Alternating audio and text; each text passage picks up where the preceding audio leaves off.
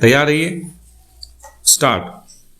सभापति महोदय, वित्त मंत्री महोदय ने जो बजट सदन के सामने प्रस्तुत किया है वह बहुत ही बुद्धिमानी के साथ तैयार किया हुआ बजट है। विराम। उन्होंने कोशिश यह की है कि अमीर और गरीब कोई भी कर से बच न पाए। विराम। लेकिन उन्होंने उद्योगपतियों को थोड़ी सी छूट भी दी है। विराम।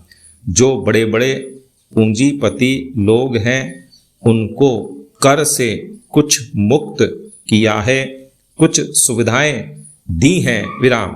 मैं नहीं समझ पाया हूं कि ऐसा उन्होंने क्यों किया है। विराम।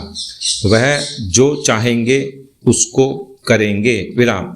लेकिन मैं भी जो सोचता हूं उसको आपके सामने रखना चाहता हूं। विराम। पैरा। इस विषय पर 3-4 दिन से चर्चा हो रही है। विराम। मैंने उसको सुना है। विराम। इस या उस पक्ष के किसी भी माननीय सदस्य ने यह निवेदन नहीं किया है कि खाद और पंपिंग सेट के ऊपर जो कर लगाया गया है वह उचित है। विराम।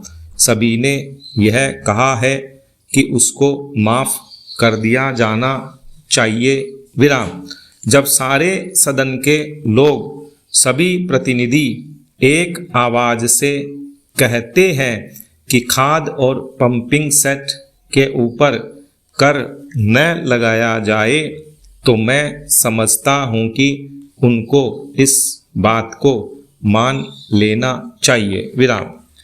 ऐसी कोई बात नहीं की जानी चाहिए जिससे किसान रुष्ट हों, उनके उत्पादन में बाधा पड़े। विराम। पैरा। भारत गांवों में बसता है। विराम। 80% लोग गांवों में रहते हैं। विराम। हम गांधी जी के विचारों का अनुपालन करते हैं। विराम। गांधी जी ने जो कुछ भी कहा गांव के लोगों के लिए कहा, ग्रामीण जनता के लिए कहा। विराम। उन्होंने गांवों के लोगों को उठाने की बात कही। विराम।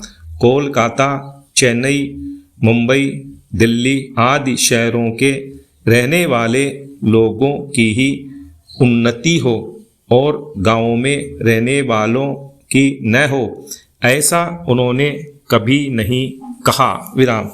वित्त मंत्री महोदय भी गांधी जी का शिष्य अपने आप को कहते हैं और उनका रूप अपने रूप में देखते हैं और वह हैं भी। विराम।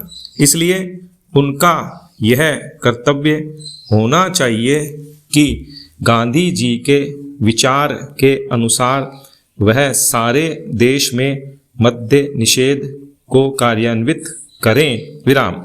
चूंकि हमारा कृषि प्रधान देश है इसलिए वह पशुधन को बढ़ाएं, उन्नति की व्यवस्था करें और सारे देश में गोवध को बंद कर दें। विराम।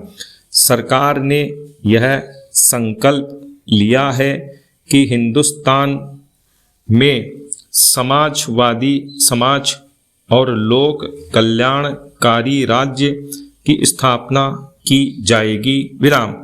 इस समय देश में आर्थिक विषमता अधिक है। विराम।